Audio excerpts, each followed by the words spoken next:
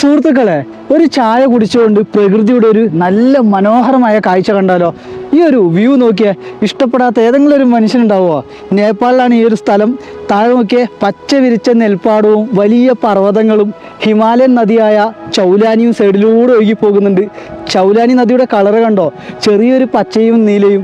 എന്ത് തന്നെയായാലും ഈ ഒരു പ്രകൃതി, ഈ ഒരു പുഴ, വലിയ പർവ്വതങ്ങൾ, നദിയും പർവ്വതങ്ങളും എല്ലാം ഒന്നിനൊന്നിന് മെച്ചം, അത്രയും സുന്ദരമായിരിക്കുന്നു. കൂടാതെ നല്ല കട്ടൻ ചായയും.